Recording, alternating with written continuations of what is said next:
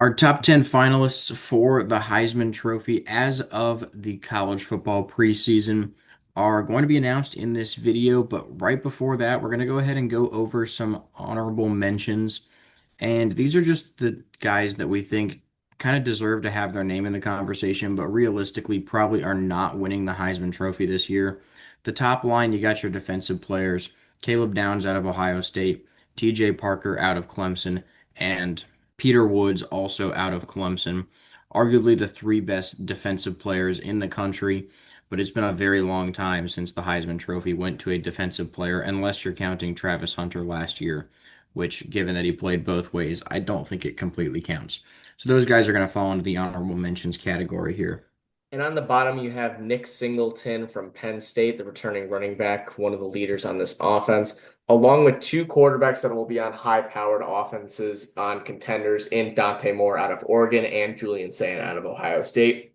They're going to get the brand recognition. That's why they are going to be in the conversation. They have a lot of playmakers that will help them put up Heisman-worthy stats, but they might not actually be some of the best players in the country, but they will have the stats to enter the conversation and possibly find their way to New York. Next up, we have six dark horses, and these are guys that have a significantly better chance than the guys on the honorable mentions list to actually win the Heisman Trophy. Honorable mentions, especially for the defensive players, is more for people who have a legitimate chance to be the best player in college football, but probably still won't win the Heisman Trophy.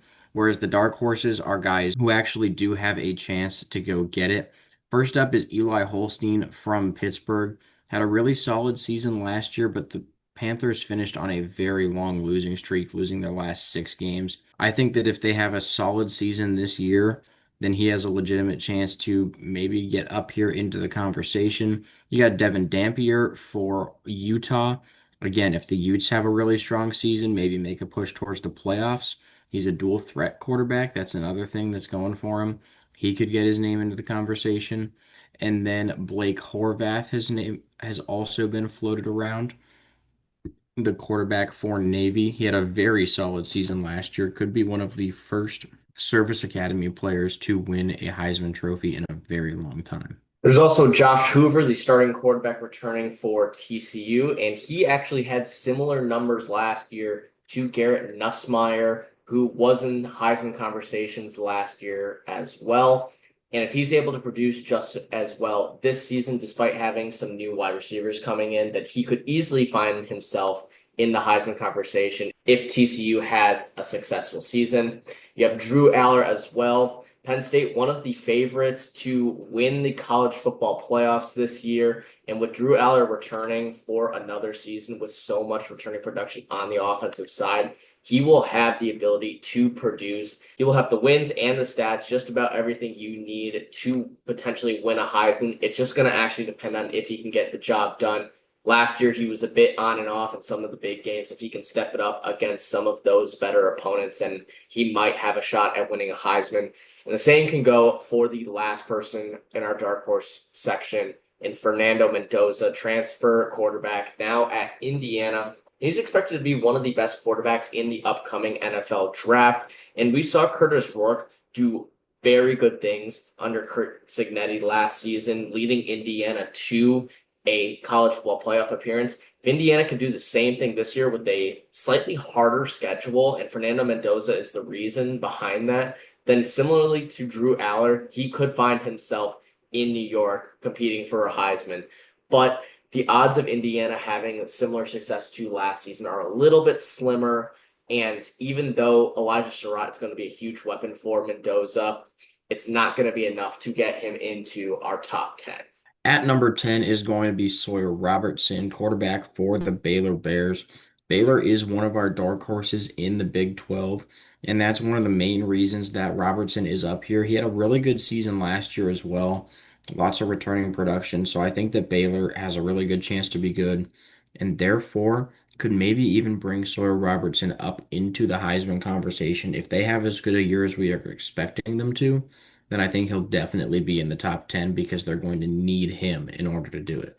At number nine, we have Arch Manning. A lot of people might be surprised we have him this low, but it's just too early to tell if Arch Manning is going to be a definitive Heisman candidate. He has all the potential to be one, a dual threat ability, a ton of weapons, and on one of the best teams in the country, the number one team in college football for a reason.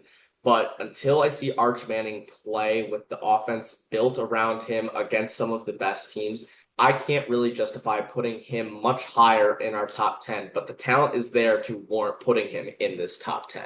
Number eight going to be DJ Lagway. Now, eight and nine definitely could be flipped. The main reason we have Lagway up here at eight is because he almost single-handedly carried Florida to a win over Georgia last year had he not got injured. That is something that we just haven't been able to see from Arch Manning yet.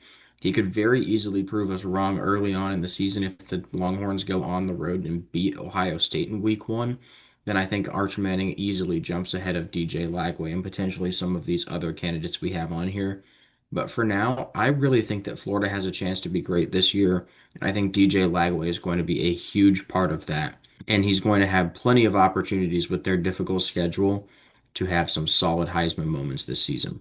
At number seven, we have our first position player in Jeremiah Love, the returning running back for the Notre Dame Fighting Irish. And he's going to be arguably the best running back in college football, along with Nick Singleton out of Penn State. And I think with Notre Dame having a new starting quarterback in CJ Carr this year, a little bit more of the workload will be on Jeremiah Love, expecting him to produce just a little bit more than usual to take some of the pressure off of that young quarterback. And he's going to have monster stats this year. Notre Dame always has a great offensive line to help him out with that. He's easily one of the front runners for a non-quarterback to win the Heisman. It's just going to come down to, can Notre Dame find the success with a tough start to their season against Miami and Texas A&M. Number six going to be Lenoris Sellers. And we also really like South Carolina. This is kind of similar to both Baylor and Florida. We just think the team is going to do really well. And for that to happen, the quarterback play needs to be up there. He had some moments where he struggled last season, so this is definitely us expecting him to have a major, major uptick in production. But I really think that he showed some flashes last year that prove that he can do it. South Carolina beat Clemson at the end of last season. It's going to be a tough task to do the same thing this year. But with Lenora Sellers at quarterback, I definitely think they have a chance. I think he's going to have a very, very solid year and be right up here in the Heisman conversation. At number five, we have John Matier, one of the most highly sought after quarterbacks in the transfer portal this season.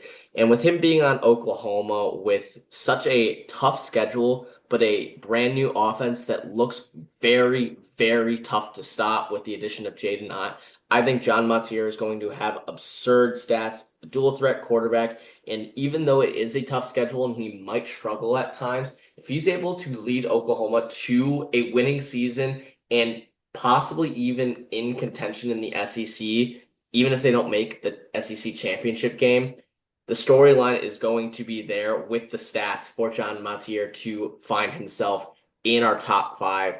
He has all the abilities to be a Heisman winner. It's just going to come down to the production against some of the best teams in the country that Oklahoma will have to face. Number four is Sam Levitt, starting quarterback for the Arizona State Sun Devils. Arizona State has the most returning production in all of college football. Sam Levitt is a huge part of that. We think Arizona State's going to have another very solid year this season. The Big 12 is a tough conference to play in order to, have a chance to go undefeated per se, but they also give up quite a few passing yards, which means that Sam Levitt is going to have some crazy numbers this season. His connection with Jordan Tyson, I think, is going to be a key factor that can bring him up into the top five of the Heisman conversation. It's definitely a name that's getting some recognition, but I don't think a lot of people are ranking him nearly as high as they should, which is why we have him up here at four. Number three, we have arguably the best player in all of college football in Jeremiah Smith, our highest ranked non-quarterback player in our Heisman watch list. And it's purely because Jeremiah Smith was so dominant in his freshman season last year.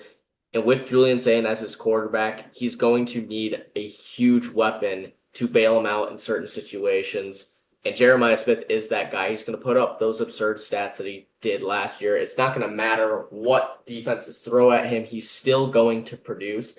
The only thing stopping him from being higher on this list is because it's very hard for a wide receiver to beat out a quarterback that has so much returning production alongside him and has the ability to do it himself.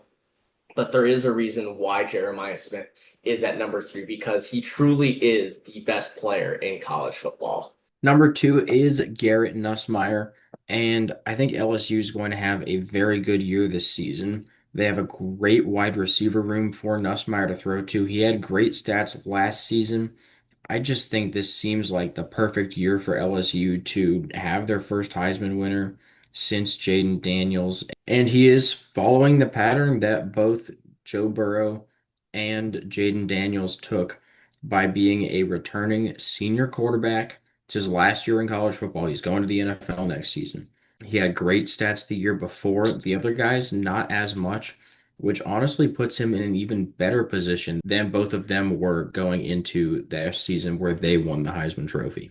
And at number 1, our Heisman pick at this point in the preseason is Cade Klubnik. We do think Clemson is one of the best teams in college football, and Klubnik is going to be a reason they are so dominant.